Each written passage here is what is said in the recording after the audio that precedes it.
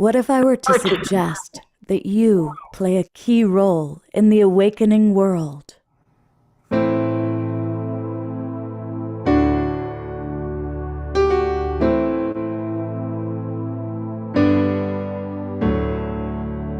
that you are watching this because you have heard the call.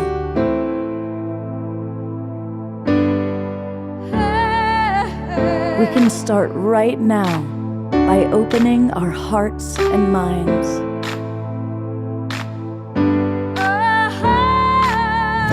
Welcome to the awakening world.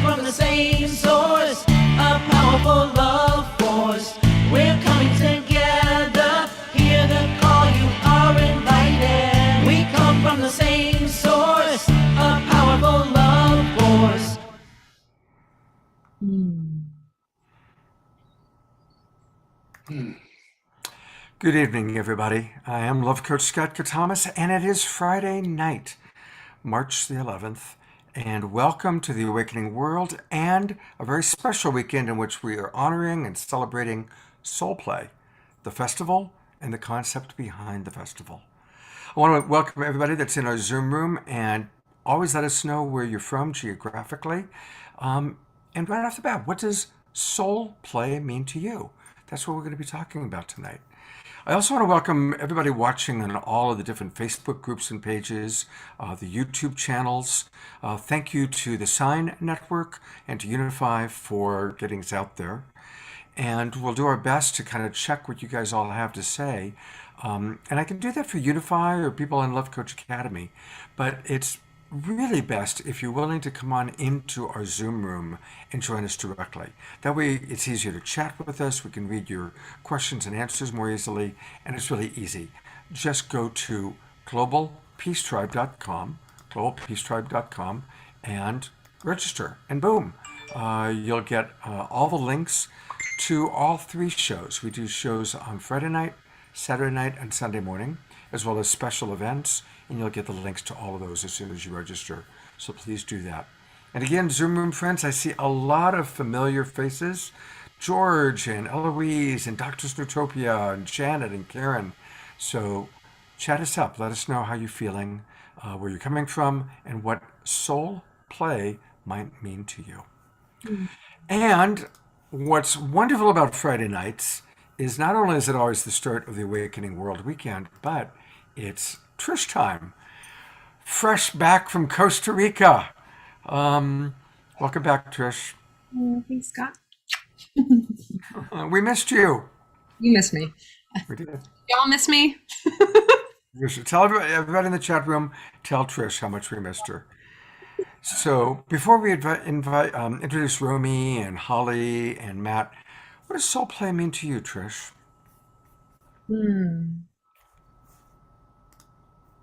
Question. I was thinking about that as you asked it a little bit before. And for me, in my work and in my life, what soul play has been for me is to remember the connection to my soul, to the place where I was taught to disconnect from it. So in the essence, the soul play is remembering my oneness with you and with you, and to remember that, to dissolve the barriers of separation that I, through the language of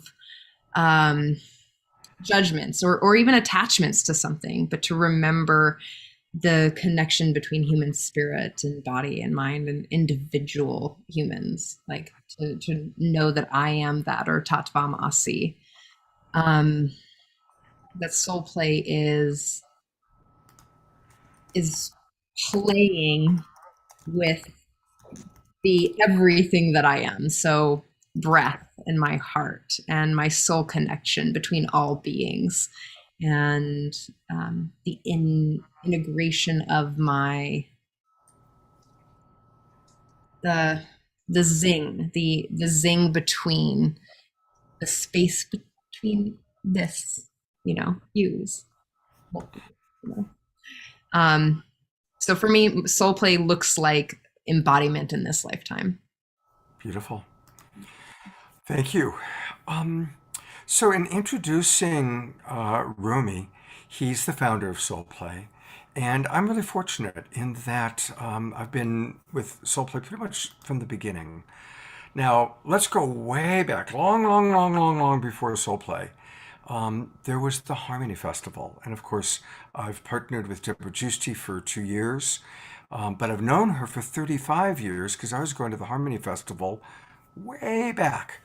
And always like the second weekend of June, that was like the kickoff of summer. We would all gather, people would come from everywhere to go to the Harmony Festival. And the Harmony Festival lasted for 33 years. But then life took over and things happened, and Harmony Festival came to an end. But a few years later, God bless Romy Alon, because he came up with SoulPlay and the SoulPlay Festival, and he created it with Holly Burlett, and we're going to meet Holly in a moment, and Erica Hellstrom. And I'm going to read the vision, and then I'm going to compliment them because they've pulled it off. SoulPlay aspires to create a world where every individual is celebrated, where unique desires and needs are acceptable, where people can be free to be themselves, express themselves, and interact in a way that feels nourishing to them without fear of judgment or shame. In other words, heaven on earth for 4 days. Um, and they've pulled it off. Every year when I go, it is so sweet.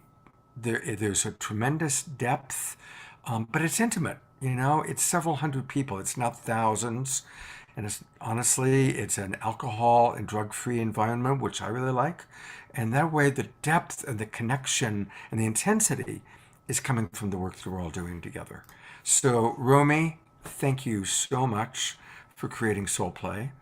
And I'm going to bring in your partner here, because really it's the two of you that make it happen. And Holly Boulette is somebody that I've known also through SoulPlay Festival and other festivals. She's the program director, and she finds all these amazing human beings and brings them together, curating engaging experiential programs. And she's really good at it. She's also a course manager for the Strozzi Institute, and we want to find out more about that during this weekend, Holly. And that's where she gets to support people in leading a more embodied and purpose-driven life through the practice of somatics, just like Trish was saying, what she thinks of when she thinks of soul play. So welcome both of you. And since this is kind of you're going to be with us all weekend long, but let's go right to what has the Soul Play Festival meant to each of you? And then how do you apply the spirit of soul play through your lives the other 360 days of the year? You want to go? Yeah, I'll jump in on that. I go to a lot of these events that have lots of dancing and connection and community. And I hear often, gosh, I wish we could be like this all the time. And to me, like, that's what soul play is.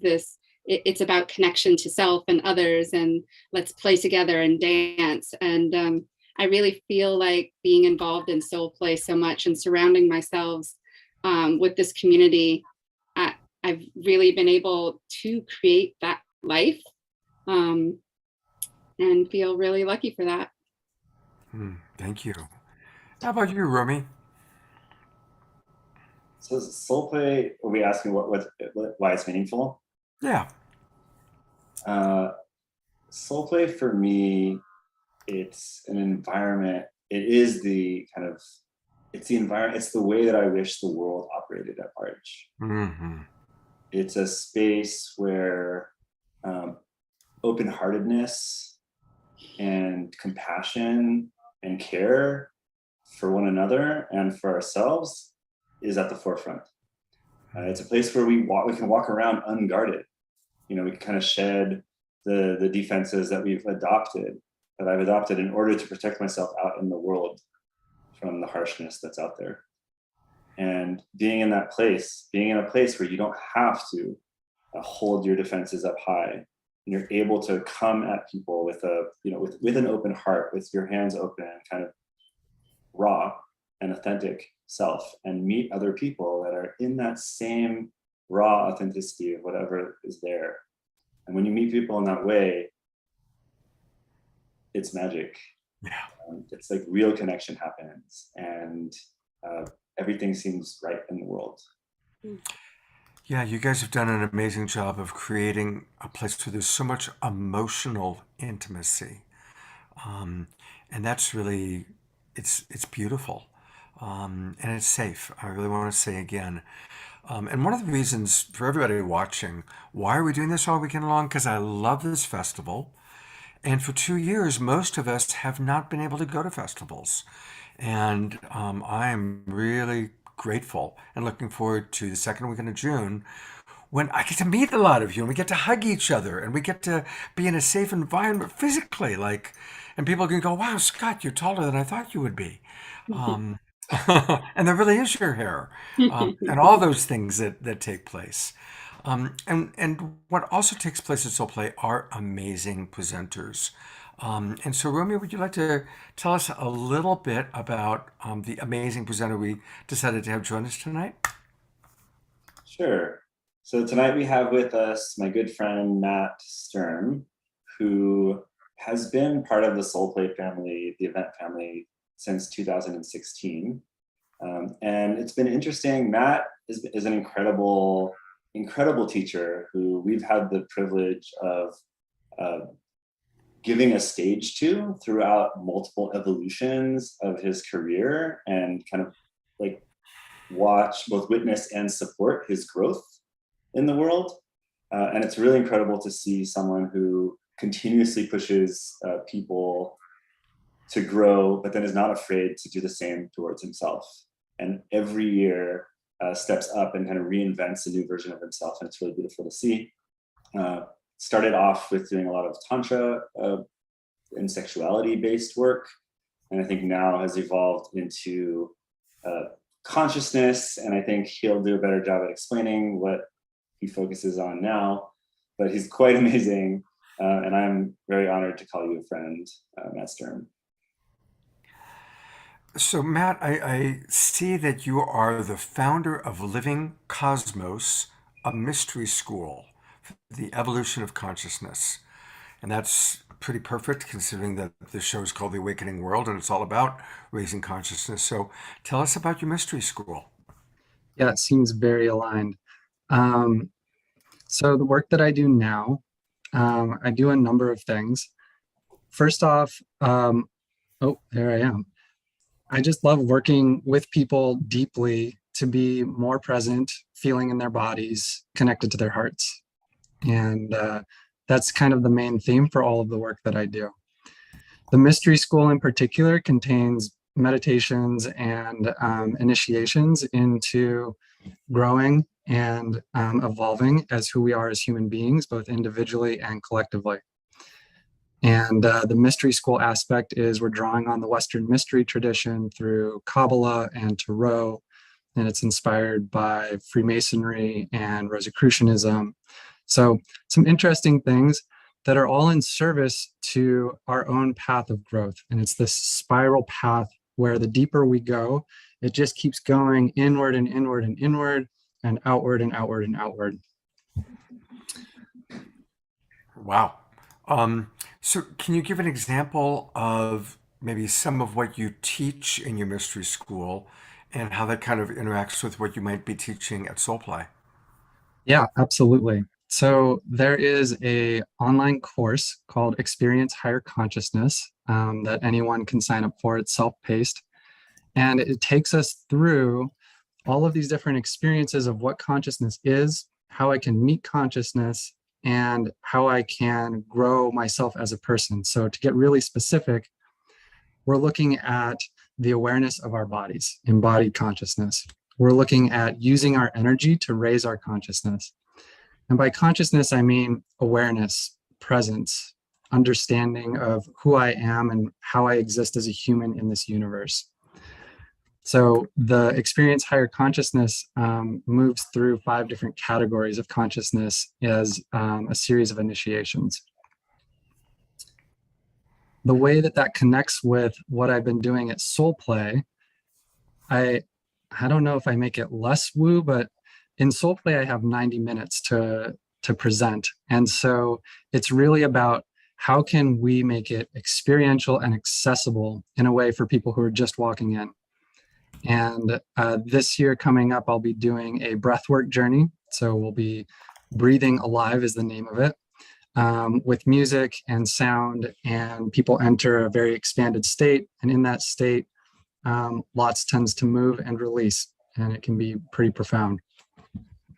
Thank you. Mm-hmm. Similar to holotropic breathwork? Yes, it's not holotropic like exactly, but it's along the same lines as that. Awesome. Yes. Totally certified in rebirthing and holotropic breathwork, because that's just how I am. I love to get high. So, Well, so what I'm curious about, not only in the general conversation about the inspiration of SoulPlay for all of you, but how you choose the presenters and what you're like, how you hold the container of what this is like, because I know that there's something that you're going for, right? And I'd love to hear a little bit about that. So that wasn't a very clear question, and it wasn't a question at all, but I think you got it. Yeah, I could speak a little to that. Yeah. So it's really a journey. The whole weekend is a journey. We ease people through. The first day is very much a grounding. We help everyone get grounded and arrive and meet the people they're going to be journeying with. And then start the journey throughout the rest of the weekend, helping them dive deeper into themselves. And all the workshops, we all have different moods, different things speak to us at different times. So we offer categories of workshops depending on where you're at in your journey. There's embodied movement for people who that's how they speak and that's how they learn. Relationships and communication, intimacy and sexuality, inner world, personal growth, whatever is speaking to you or whatever you feel you're needing to get to those blocks, to get to know yourself more. And so, and the workshops just take you on a journey. Anything you want to add to that, Romy? Yeah, I think you spoke it beautifully. I think there's something to be said about this. There's definitely different dimensions. What we try to do is, at the end of the day, is get people into an embodied state, and just the pathway to that is different for different people. And so we try to be very accessible to a large swath of people that different pathways to get to the same embodied state. But that is actually the goal. The goal is to get to that defenseless, raw, and safe feeling state where you can stew in and make discoveries about yourself. And yes, it's through dance, it's through touch, it's through swimming in the pool and doing like different workshops that we have underwater.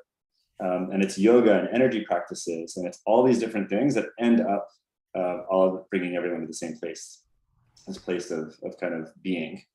Which on the last day, we a lot of times celebrate this, where we stop all the workshops and we bring everyone together in one space, and we have one music playing, one dance, where everyone kind of gets to be in that together and celebrate that space. That's great. So how do you create such an intimate space? I mean, because when someone hears festival, they hear thousands of people and it's like some EDM. So what makes SoulPlay different? Well, festival is a strong word, and I agree that it is not necessarily the best word to describe SoulPlay, and there's been a lot of discussion about removing that word. Family, that's what comes through for me. It's somewhat between a festival and a retreat. It's a festive retreat, or more so, it's just an immersive experience. But yeah, there are many hundreds of people there. It's not 30 people. There will be this year, between 600 to 800 people on the grounds, and it will still be an intimate experience. And I think part of that has to do with a very strong ingrained culture. First and foremost, SoulPlay is SoulPlay because of the values system that we embody from the moment you step in the door. And I would say that the community also embodies these principles outside of the doors as well. But from the moment you step in the door, you enter a universe in which there is strong values, and we educate people on these values ahead of time, at the door, and then persistently throughout the festival. And that's one. So just the education piece. And then I think another thing is we actually keep the ratio of like new people to SoulPlay compared to kind of people that have been before to a certain level. So there aren't too many new people that kind of change the culture. So there's a lot of kind of eldership happening every year, where there's a good 50 to 70% of the people that have been before that are shepherding the new people in and kind of teaching them the ways, and it kind of creates this family feel that never really feels ever like it's just a bunch of new people that don't know what this is about and came to party.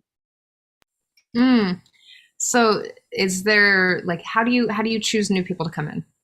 Is my next question. Sorry, I'm just curious. New people self-select. I wouldn't say that we choose. I think they find us. Part of the way we choose new people to come in is we don't advertise very broadly. And most of the people that come in end up coming in through word of mouth, through people that have already been, or through networks of our presenters. And so it ends up being a kind of organic, grown culture that random people that just saw an ad, we never get those people. So it always comes through people that recommend it. And then that keeps the culture tight. Awesome. Thank you. I want to add a couple things. Again, I'm really hoping that a lot of our Global Peace Tribe family are going to come to SoulPlay so I can meet all of you in person. And the vibe and the energy of SoulPlay is so similar to the vibe of the Awakening World and previously Saturday Night Live. It's consciousness, it's creative, it's learning, it's discovering, and it's very upbeat. It's not political, it's not, divisive. There's a spirit of safety that I always experience at SoulPlay. From the moment you register, literally, I know it sounds kind of funny, but people are smiling. The people that greet you are smiling, and they're happy. And there's a really good help center. And if somebody does get triggered, there's counselors that are available. Usually counselors that are available at every workshop, and always counselors that are available in kind of a central part of the grounds. And so if stuff comes up, which is wonderful, when we get triggered, and usually I'm teaching the workshop and getting triggered, but, getting triggered is a good thing if you feel safe. And then there's people that go, yeah, tell me more, let's talk about it. So it's a very safe environment. And the other thing I want to say is it's not very predatory. It doesn't have this big pickup vibe.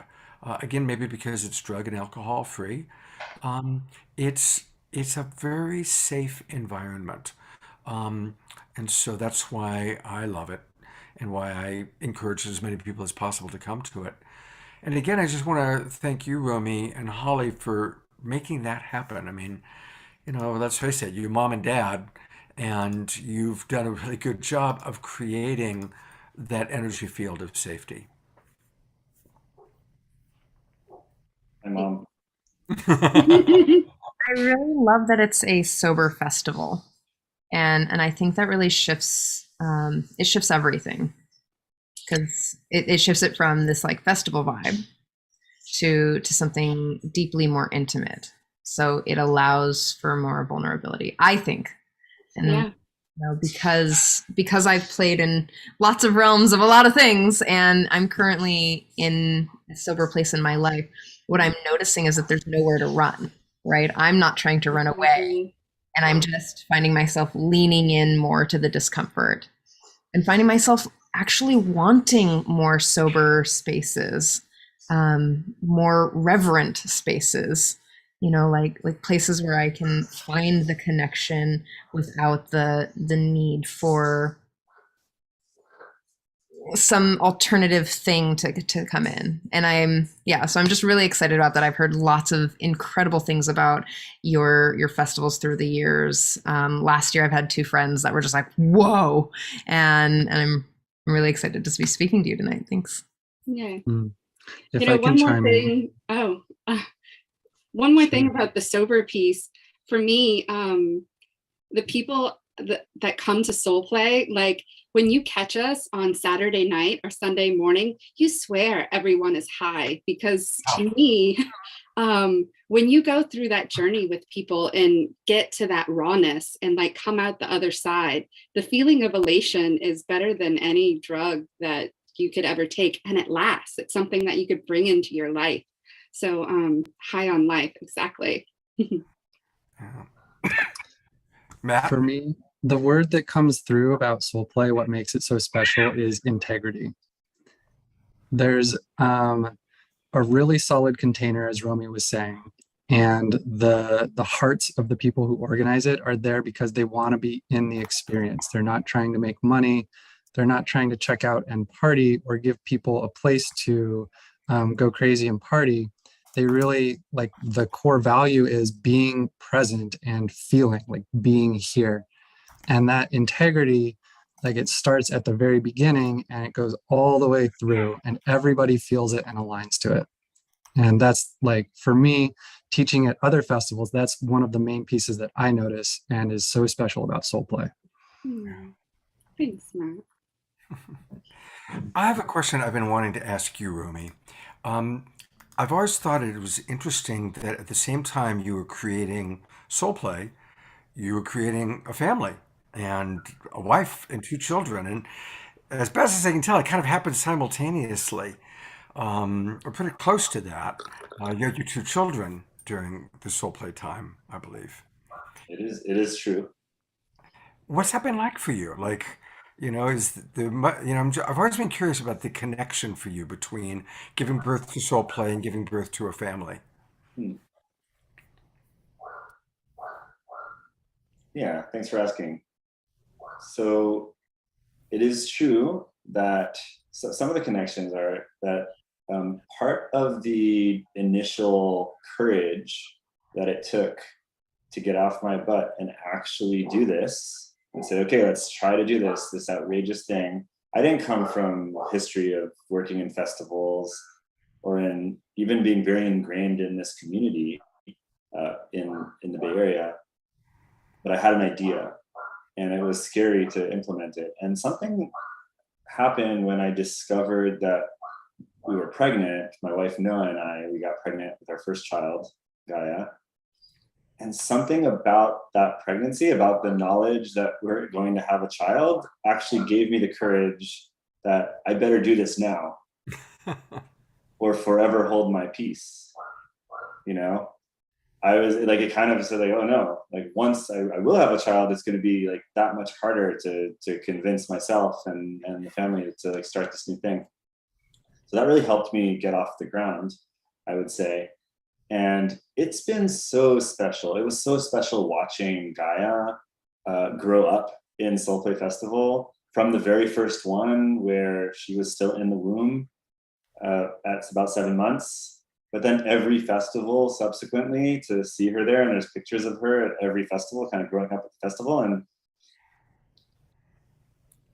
it's been very special, like for her to watch her grow like that with the festival. And I think it's been very challenging because growing a family is a lot, and that's been kind of hard. And growing a business is a lot. And I feel like there's a lot of parallels between having a child and having a business. and they're kind of at the same stage also. So I feel like human children and businesses do kind of follow a similar trajectory on average. Yeah, I feel like Yeah. now SoulPlay is like 7 years old and going into first grade and learning to read. Yeah. Let's see what happens. Let's see what happens. This is very cool. Very cool. I'm gonna, some people have been asking questions in the chat box, but I want to recognize a lot of people are just listening, and we've got people on Unify from New Zealand, all over Canada and the United States, the Philippines. So welcome everybody from all over the world. That's pretty cool. So people have been asking where it actually takes place, and it takes place at a beautiful retreat site in Cobb, California. Cobb is in the wine country. It's about 2 hours north of San Francisco, about 1 hour east of Santa Rosa. Um, and the accommodation is, there's camping. It's June, so the weather's always really, really nice that time of year, especially in Cobb. And there's camping. People can bring an RV. They can bring a van. And if they really, really need a hotel, there are hotels maybe 20, 30 minutes away. So there's those options to our Airbnbs. Um, and we'll be putting links in and talking about some discounts that Romy and Holly are offering. And please continue to let us know any questions you have. The Wild Abbot, for those of you who don't know him, a mystic monastery is a 10,000-acre evangelical ecclesiastic nation in Puerto Rico. And it's run by our friend Jerry Anderson. I'm going to put the spotlight on Jerry there for a minute. And Jerry asked a really good question, which I'm going to put out there and see what people have to say. Jerry's question is, what are the signs of being in the state of soul play? How does one realize soul play? So now we're kind of going beyond the festival and talking about the consciousness of soul play. So I'd love to maybe open it up to all four of you, actually.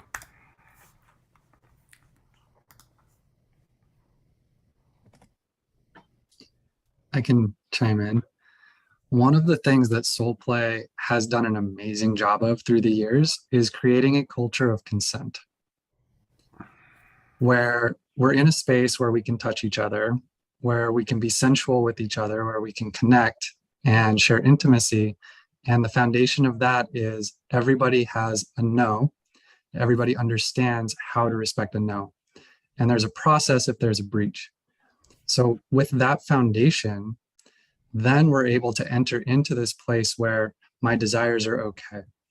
My connection is okay. Whatever I'm feeling is welcome here. And in addition to opening all of this within myself, there's so many opportunities to connect with other people, to have stimulating conversations, to snuggle and cuddle, to dance. And all of this, as Romy said, leads to this embodied presence. And it's really the connection together with embodied presence that is the realization of soul play for me. That was beautifully stated. Wow. Beautiful. Trish. The signs and symptoms of soul at play. Here, I'm just gonna give you like what it's gonna happen is an interpretive dance. Hold on, just give me a second. Can you see me? Yes.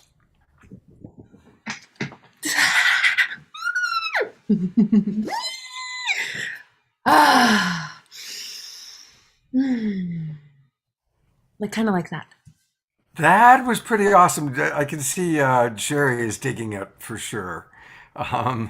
Mystic Jerry is loving that. So good job, Trish. By the way, Jerry just wrote, I'm glad you're well after getting hit on the head. We see a little boo-boo.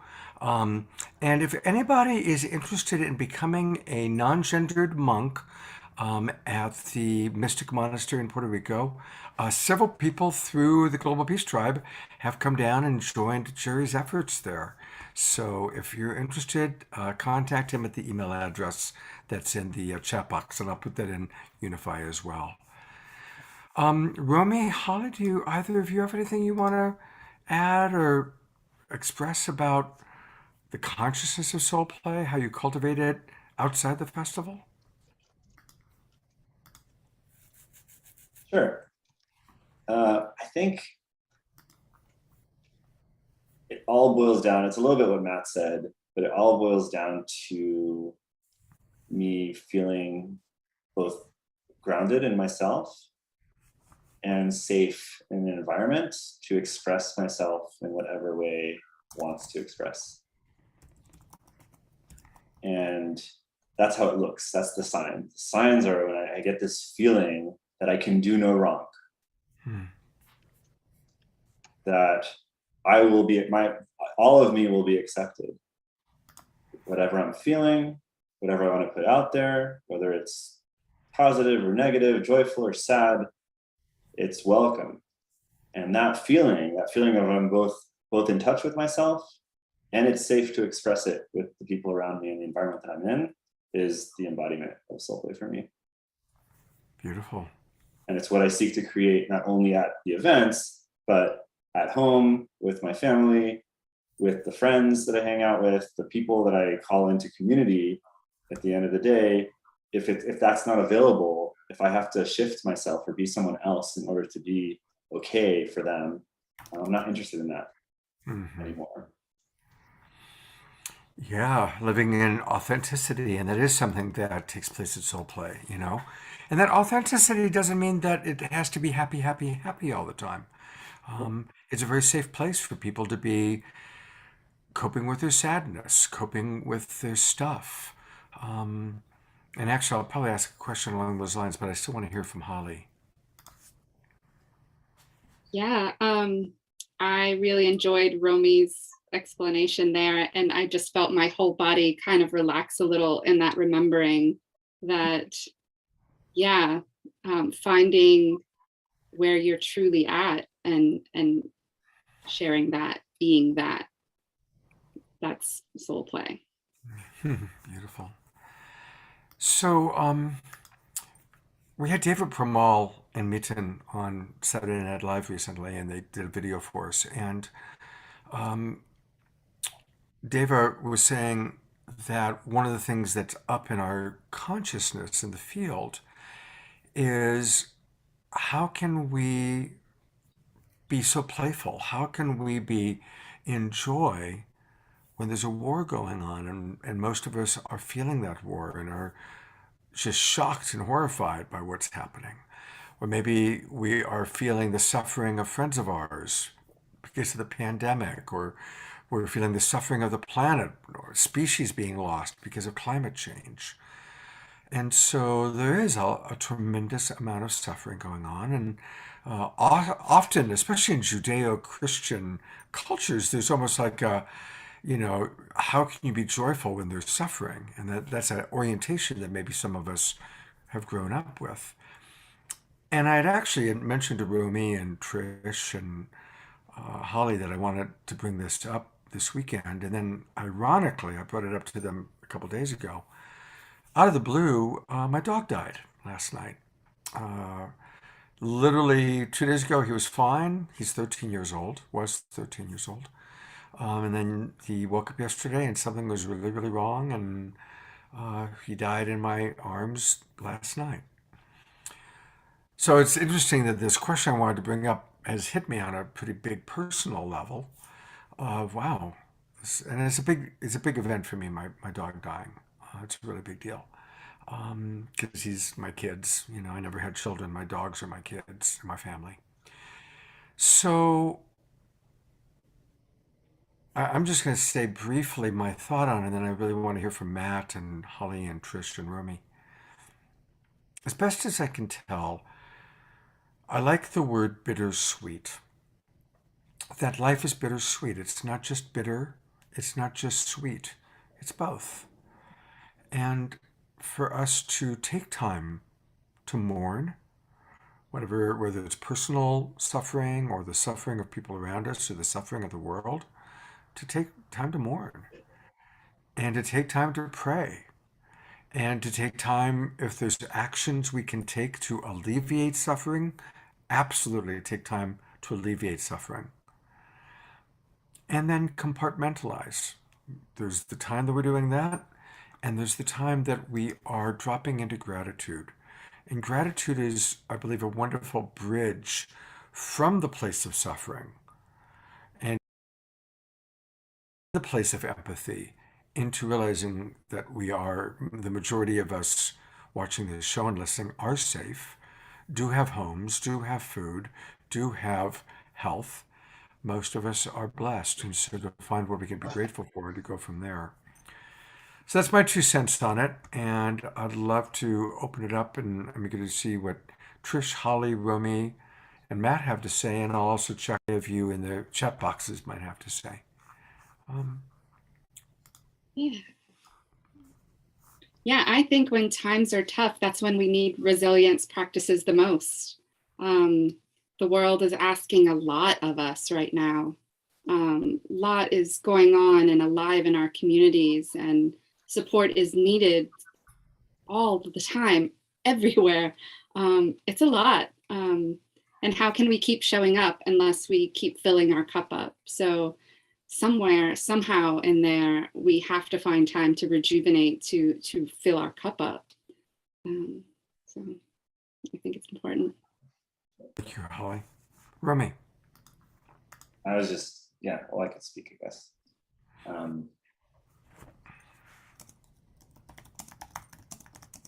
Yeah, the original, so joy and grief and anger are all equal parts of the human experience.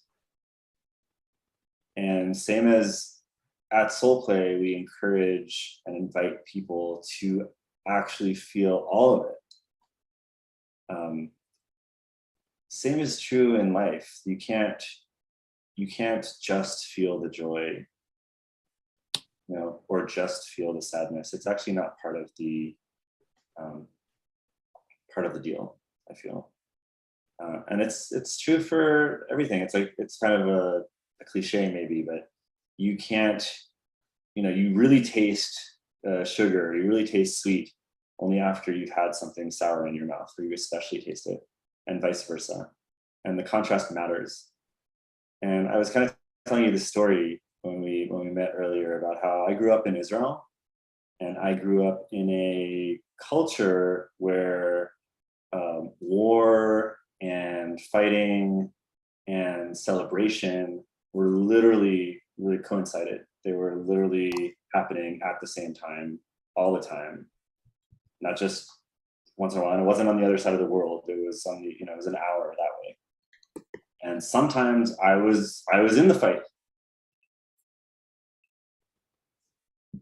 And I think what Holly said, it brings us back to what Holly said, which is, in order to, like it's all part of the human experience.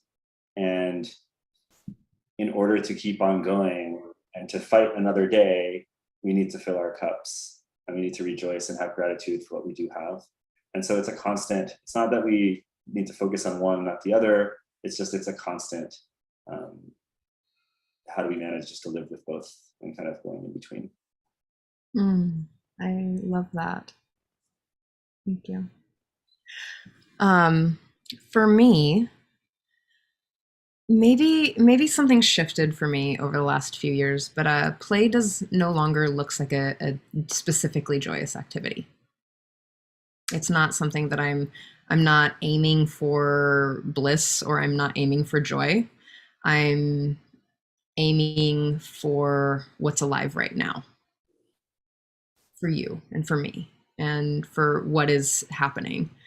And so I'm glad that you brought up the dynamic of, you know, all feelings are very the same. They're on equal playing fields. And I also love what you brought up, Holly, is that there is a need for embodiment and a need for connection in hard times. Something that comes to my mind, many years ago, on a little baby Trish on my young journey, read the tea bag. Remember, you know, the like little whatever teas they are, and it said, "Hard times require furious dancing."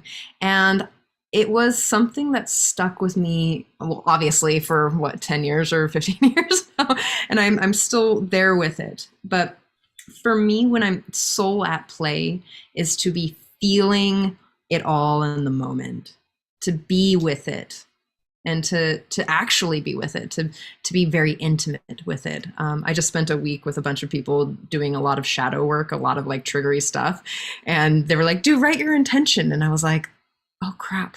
And everyone has these like beautiful intentions, and I'm like, I'm here to have fun.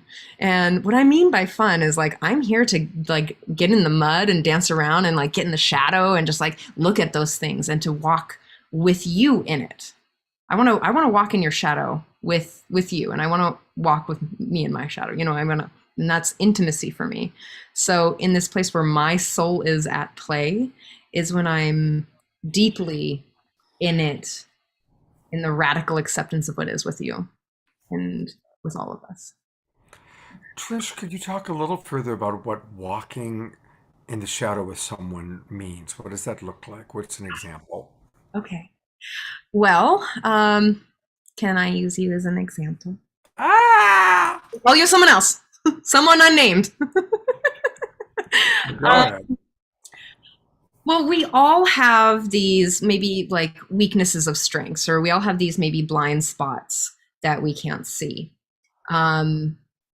Here's a personal example. I'll use this. So at this thing that I went to, there was this really deep, intimate place where we got to share our fears. So places where we live into our fears, or where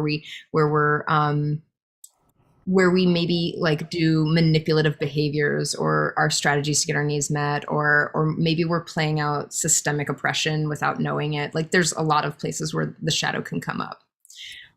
In this place, my fear was, I'm afraid that you're going to go into your process and leave me here. And I was like, oh, so the place of like some little bits of abandonment that are still there is my shadow. And then this is so funny, our mirroring and perfectly like matching curriculum. She was like, well, I'm afraid that I'm going to go into my shadow, or I'm going to go into my curriculum and leave you there. And I was like, oh, perfect. And I was like counting on it then. So that's what I mean. So when we got down really to it is that I was like, I just want to walk with you in your trigger. I want you to be there with me when we're both triggered.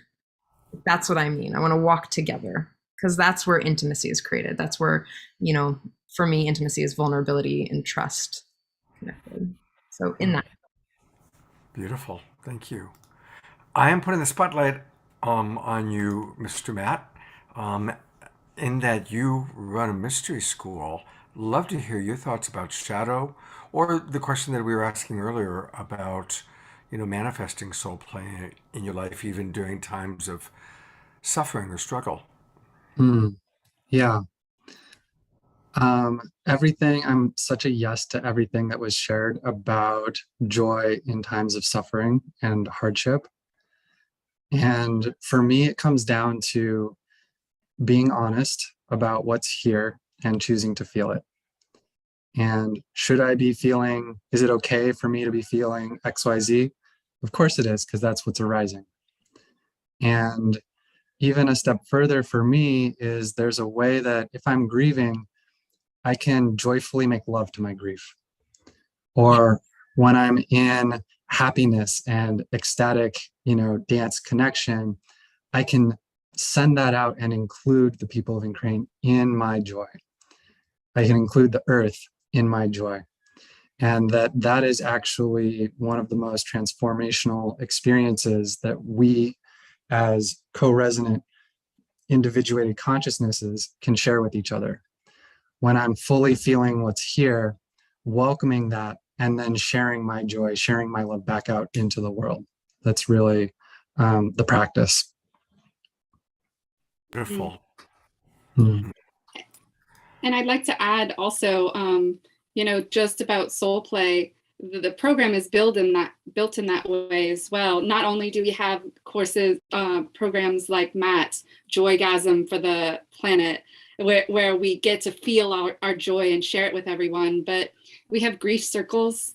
We have somatics classes to help people slow down and feel where it is in their body and understand more what's going on. So the program holds the whole spectrum too. It's not just a festival. You don't just come happy. There's space for it all. Yeah, there's something about the size that's just right. You know, it's large enough to where you're gonna find people that you vibe with, whether you knew them previously or you meet them at the festival. But there still is a sense of intimacy. It doesn't have this big, wild, crazy energy. It's a safe little bubble. It's like entering. I really experienced it as heaven on earth for 4 days. And it's like, oh wow, yeah, this is the way we want the future to be, where people are joyful and they're real and there's support and we're learning and we're growing and we're evolving and and there's all sorts of different options of how to connect. It's really quite beautiful. Uh, I would want to jump in there, and I would argue that it's not about the size that makes hmm, it that way. It's about the collective agreement that people agree to enter into this values-based environment. And then it's also like it helps that we also create enough workshops and spaces for people to be in, so that you're never really in a space with more than that many people. So as the festival grows, we just create more spaces, and so you do end up in these smaller groups doing activities.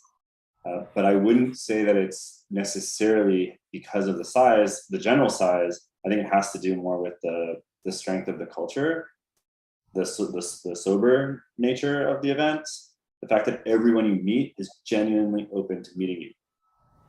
And it doesn't matter if you meet a new person, a new person, a new person, but there's that same flavor of openness and presence, and that is what makes that intimate family feel bigger. Even when we've done events with 250 people, and we've done events with 600 people, 550 people, and you get that same feel. And I think it's important to stress that, but I don't think it's necessarily the size. Yeah, thank you. Thank you. Um, I'm going to read some of the comments from our friends.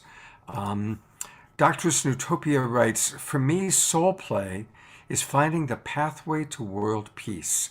Avoiding our political situation is impossible, but soul play is how we can do that. Mm. Um, and that's beautiful. Um, and uh, And thank you, everybody, for the comments about my puppy passing. I really appreciate that. And thank you, Mystic, uh, Mystic Cherry. I'm just scanning. I know that there are a few other comments that had come in. We've talked about how many people. We've talked about where it's located. We've talked about the environment and the setting. Anna Ohm suggests if you're going to change it, yeah, we were talking about, is it a festival? Is it a community? And Anna Ohm writes, I like the word tribe. And obviously, I'm a little bit spoiled with that word as well. Okay, next question, and this is for everybody again. And Trish, I'll maybe put you on the spot with it first. What are some ways that we can, when we're feeling isolated, when we're feeling disconnected, when we aren't in that space where we feel, even though it's a safe environment, how do we, when we're disconnected, even at home, between now and June, when we're going to gather together, what are some ways to move from that isolated, disconnected place into authentic soul play, into authentic soul joy?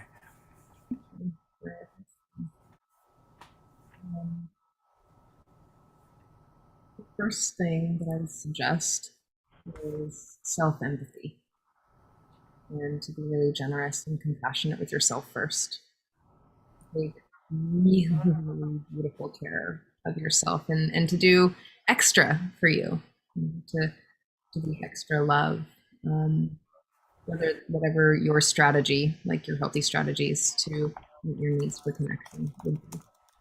So whether it's dance or getting back into your body or writing poetry or finding that experience that allows you to come back to self. And then from that place to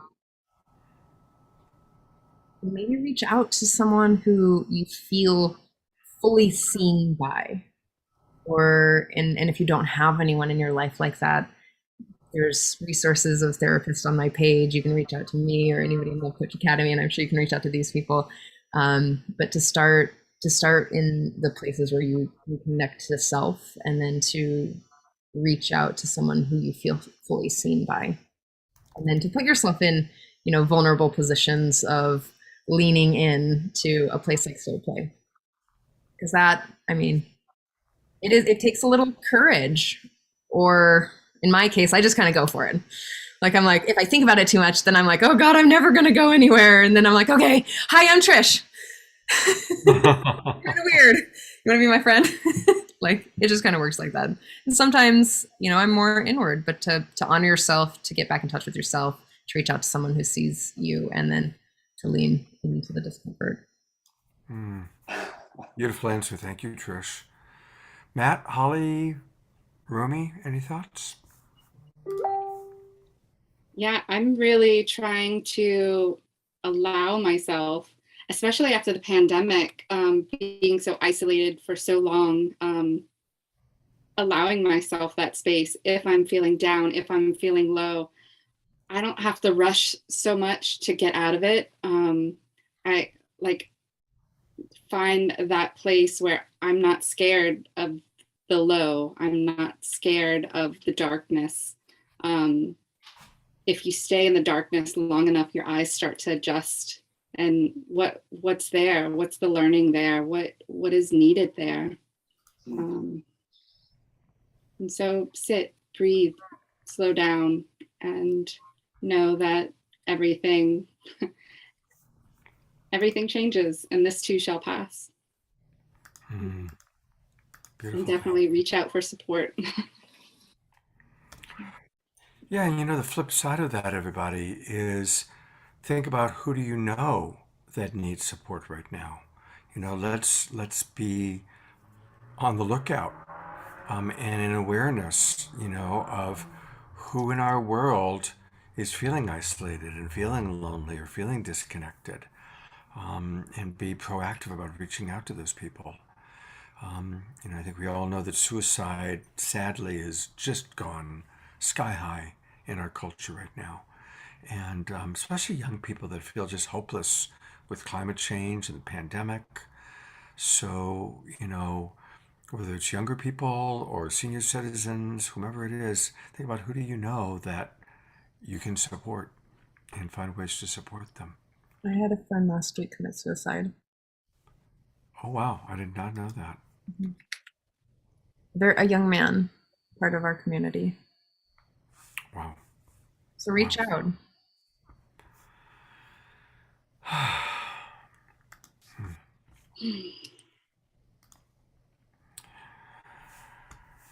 Taking a breath for that. Well, I am going to go for a moment. I just put into the chat box in Zoom, and I'll pop it into some of the Facebook pages. But let's take a look at the actual website for SoulPlay. And it's pretty easy to go there. It's just soulplay.com. And it's SOUL. Nope. It's soulplay.co/. It's not this. Oh, so it's not this one here. It's .co. .co.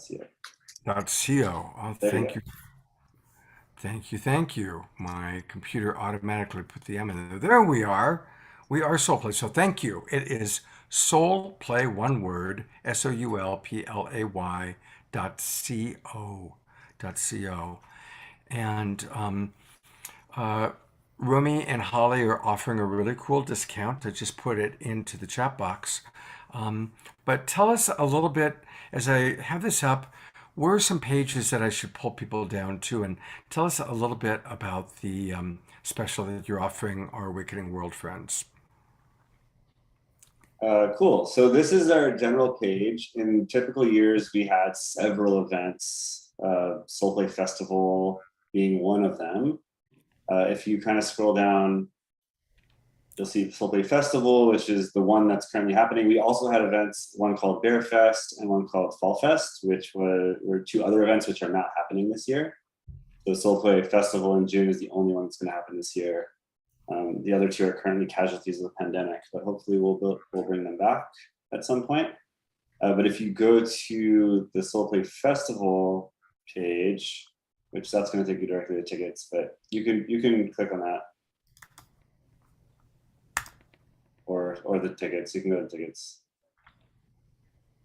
and then if you go, actually, this is where the tickets are. But if you actually click on the home page, anyway, you can see that tickets are currently around $550. They go up to $600, and for this weekend only, up until Sunday, we're offering an additional $50 off for the tickets. This is a fully inclusive weekend and includes the meals for the weekend, and of course, a spot for camping, as well as like everything that happens in the event is included. Beautiful. And so in that website, I just want to say, like, in that website, more on the experience tab, you can see all of the different workshop presenters, the different workshops, the musicians, and descriptions of them. You just can navigate to those pages kind of on the top. But it's soulplay.co/festival, which is also the link that you put in the chat. So Holly, tell us about the eclectic group of presenters as I slowly scroll and we take a look at your presenters.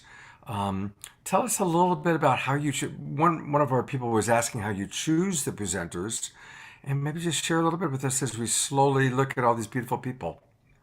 Yeah, our presenters, some of them find us, some of them we go scouting for. We really look for presenters that are established in their field and are really excited about what they want to share. What else can I say about them? It's people that typically embody the principles of SoulPlay, that are like on board with the vision of what we're trying to create, the kind of world that we're trying to create. It's people, and beyond that, it's people that are not just wanting to be teachers, but recognize that they themselves are human beings in the process as well. So we particularly work with people that are humble enough to understand that for the rest of the time, when they're off stage, they are just another participant in the community that can learn and grow and go to activities and go to workshops like everybody else. And we kind of shy away from people that think that they're above that they've already kind of done that. Yeah. In general, it's a beautiful group of people that are very passionate about what they do and are established in their fields. Yeah. Beautiful. Well, Matt, I'm going to put the spotlight on you for a minute, and tell us a little bit about what you're going to be teaching at SoulPlay in June, and then we'll take a look at a little bit more at your actual website and your work. Okay, thanks, Scott. Yeah, so I mentioned it a bit already. One, I have two offerings at SoulPlay this year. One is called Breathing Alive, and that will be a breathwork journey where we are welcoming in our aliveness. And as we breathe and start to move energy, things release and open, and we can enter expanded states of consciousness, stuck emotions, hard things can release through. And it's really tends to be a profound journey for everybody in the group. And we do it to music that is very moving. And then it'll be me, and there'll be a few of assistants who can offer hands-on support for people who need that to just help process through the space and make it through safely. So that's one piece. I've led a number of breathwork journeys for SoulPlay. It's one of my favorite places to offer it because people are so open and available. And then the other offering is brand new. There's a lot of trust between me and SoulPlay because I've been coming for a number of years. So they give me some rein to bring new things and innovate and share. So the new one is called Joygasm for the Planet. And in this offering, everybody's going to be individual. There's no shared touch, but we're going to be laughing and celebrating and, again, bringing energy and the quality of joy into our bodies and our hearts and expressing it, opening our voices, and then sharing that, offering that back down to the earth. And when I was tuning in about where we are collectively, this is what came through as the thing that would be most beneficial for us together, coming together at SoulPlay. Like, how can we be of service through this amazing heaven on earth experience that we opt into? Beautiful. I can't wait to do your Joygasm workshop. I Yeah. saw Trish get all lit up there. So that's going to be really, really fun. Hmm. Beautiful. All right, I'm going to go to your website, and I want you to tell us a little bit more about, in addition to seeing you at SoulPlay, it's the website, by the way, is Living Cosmos, and Cosmos is spelled with a K, so it's LIVING, Living Cosmos, KOSMOS.com. Now that's a really cool idea. It's a beautiful picture. What does Living Cosmos actually mean?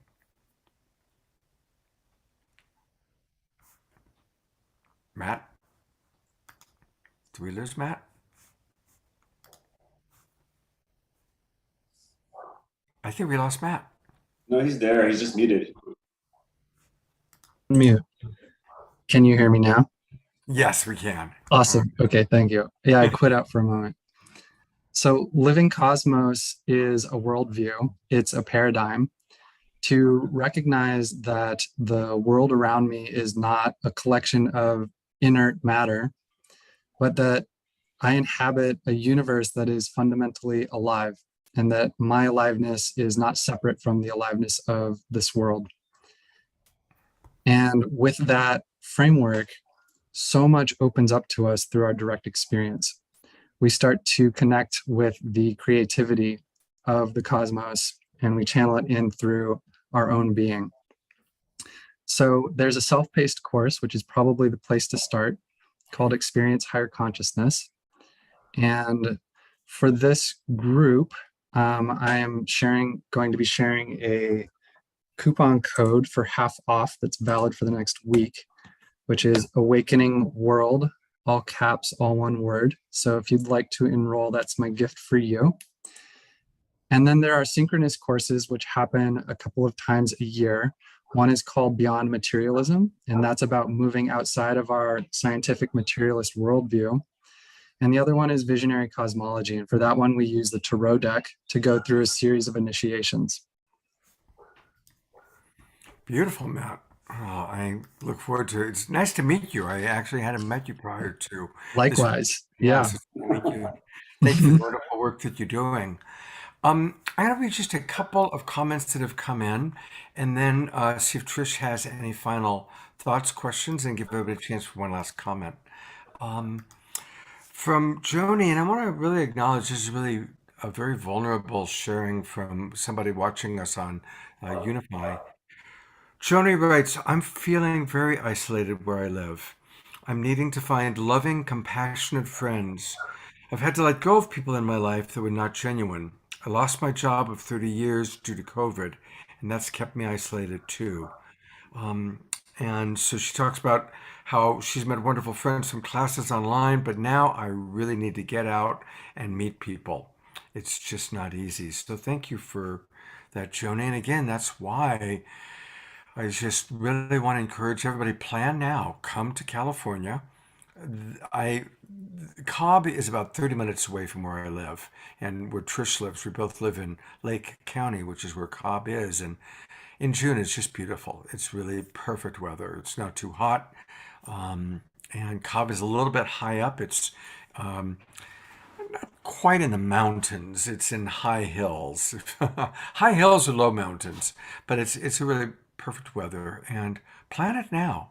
Plan coming out the second week of June and meeting wonderful, safe, cool people. Obviously, the people that you've met today. And me. I look forward to meeting you, and I'll be teaching a couple classes. I'll talk about those classes later on in the weekend. Trish will be teaching with me, of course. And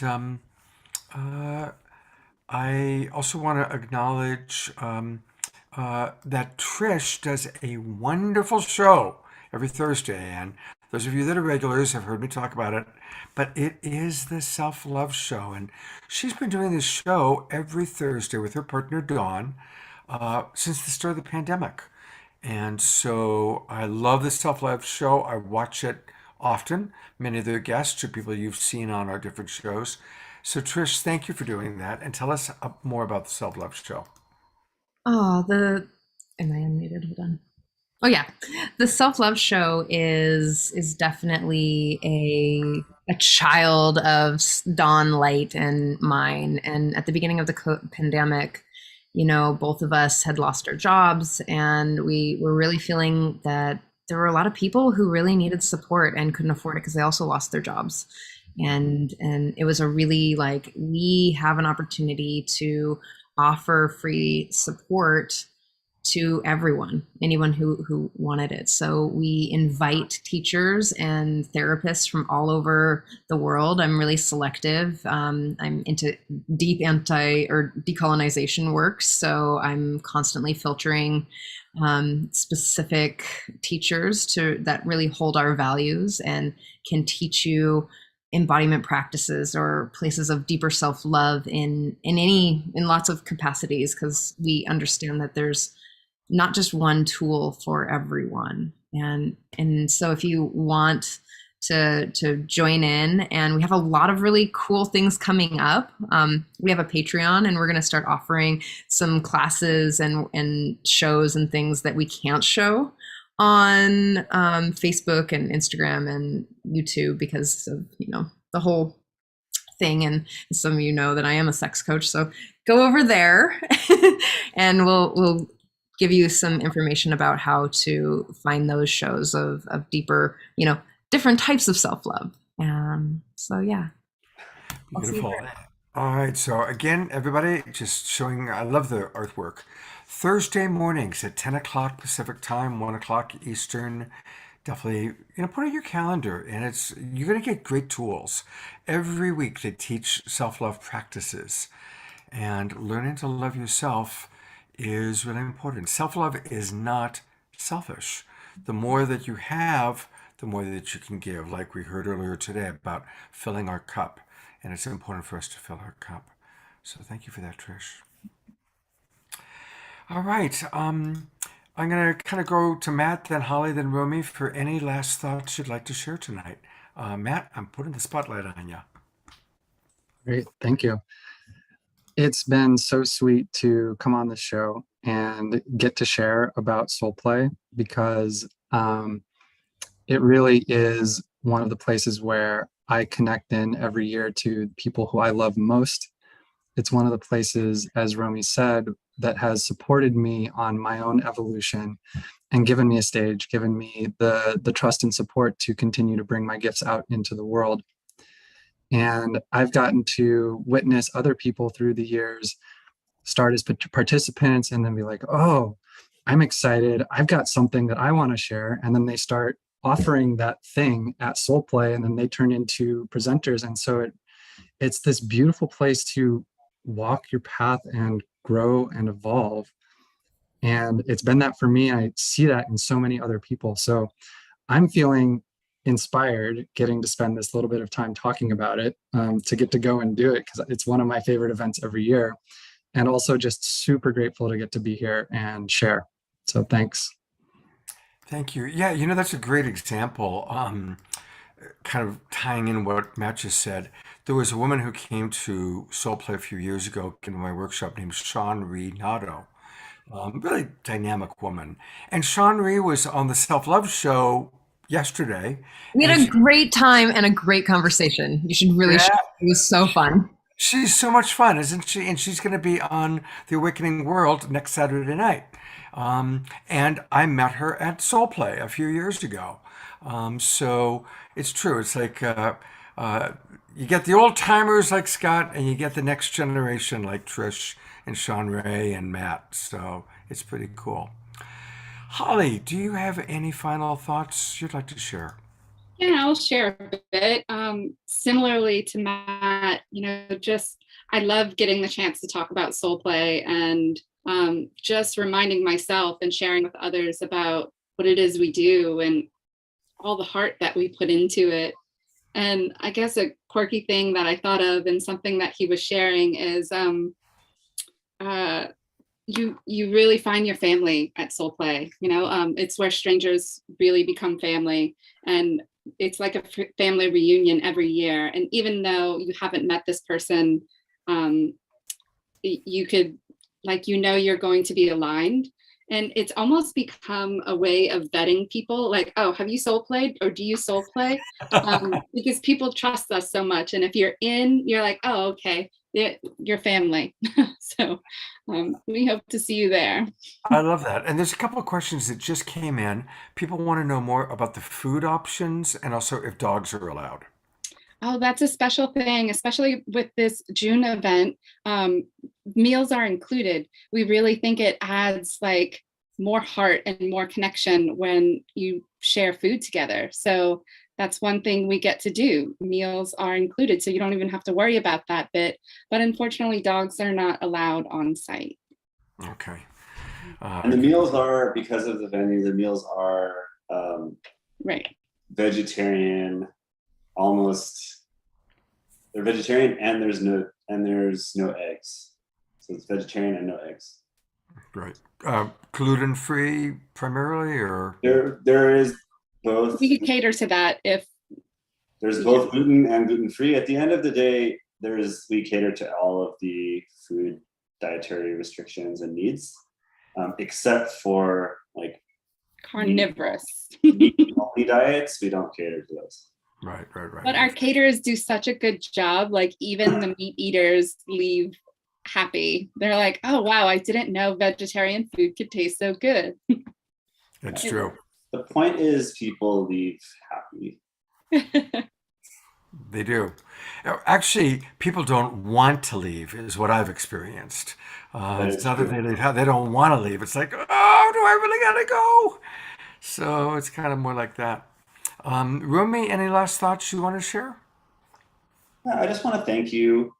I just want to thank you, Scott, for inviting us to be on this show, and for you and Trish just hosting us in this beautiful offering that you're offering to the world. We're going to be here all weekend, and I just really appreciate the offer and the invite, and it's really honoring, and it shows a lot. It means a lot to hear how you view, the work we've done and the community that's been built and the community you're part of, and it's, I don't know, it just makes me feel really good. We're doing something good. Listen, I'm really looking forward to combining worlds, bringing a lot of the people that have been watching our shows, for 2 years now. Some of them, some of these guests have been watching us for a long time, to meet you guys in person. And SoulPlay is the place to do it. Let's all meet up at SoulPlay, second weekend of June. Let's do it. And come on back tomorrow night. We've got new presenters. We're going to have music because it's Saturday night. So we always have music on Saturday night. And we've got some really fun musicians that are going to be with us tomorrow.